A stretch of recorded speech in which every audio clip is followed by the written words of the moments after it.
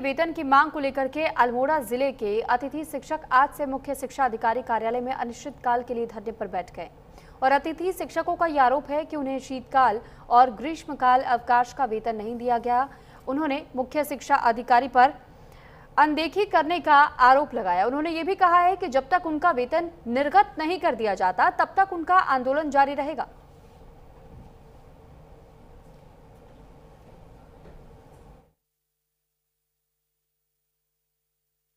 अतिथि शिक्षकों का शीतावकाश एवं ग्रीष्मावकाश की मानदेय से संबंधित उन्होंने वार्ता की है अभी।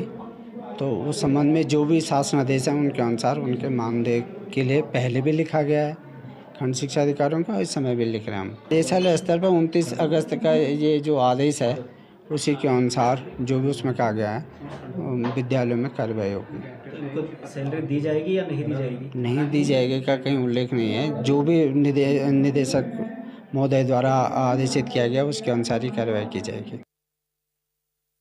सर, हमारी समस्या ये है कि हमारा जनवरी और यानी कि शीतकाल का और दीर्घकाल का वेतन काट दिया गया है, जिसका आधार कोई भी आधार नहीं है, जबकि अन्य जिलों में वेतन दिया जा रहा है। इस संबंध में हम सीओ साहब से मिले, उनके द्वारा भी हमसे कहा गया कि नहीं, हम पूछेंगे। कई समय से जनवरी से वेतन कट गया है, आज सितंबर आ गया है और अभी तक हमें ना जनवरी के वेतन का भुगतान किया गया है और जून के वेतन का भी भुगतान नहीं किया गया है। और उनके द्वारा एक लेटर जारी हुआ है सचिव का, जो महानिदेशक को जारी हुआ है। नॉर्मली आपको भी मालूम होगा, आपके माध्यम से मैं बताना चाहूँगा कि कोई भी लेटर होगा तो एक उच्च अधिकारी निम्न अधिकारी को देता है, यानी कि कोई महानिदेशक जब लेटर सीओ और बीओ को देगा उस पर कार्रवाई की जाएगी। लेकिन यहाँ जिस लेटर को आधार बनाया जा रहा है वो एक रंजना राजगुरु जो सचिव रही हैं, उनके द्वारा एक लेटर जारी किया गया महानिदेशक को, उसको आधार मानकर जबरदस्ती वेतन काट दिया गया है, जबकि अन्य जिलों में वेतन दे दिया गया, उसका भुगतान हो रहा है।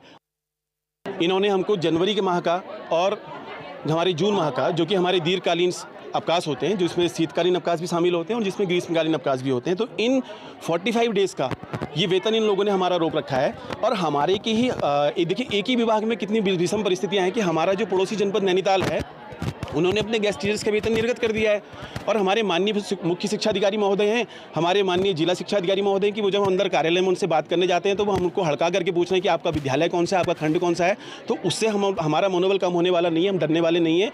हम आज इस शर्त पर यहाँ पर आए हैं कि अगर पूरे अल्मोड़ा डिस्ट्रिक्ट के हमारे गेस्ट टीचर्स यहाँ पर आए हैं अपने चौक डाउन करके अपने बच्चों को, हमें भी दुख हो रहा है कि अपने बच्चों को छोड़कर यहाँ पे आ रखे हैं, और मैं अपने बच्चों से हाथ जोड़कर क्षमा भी चाहता हूँ कि एक विषम परिस्थिति के कारण हमको यहाँ पे आना पड़ा है। परंतु जब तक आप हमारा वेतन नहीं निर्गत करते, हम लोग यहाँ से हटने वाले नहीं है। ये धरना अनिश्चितकालीन भी चल सकता है।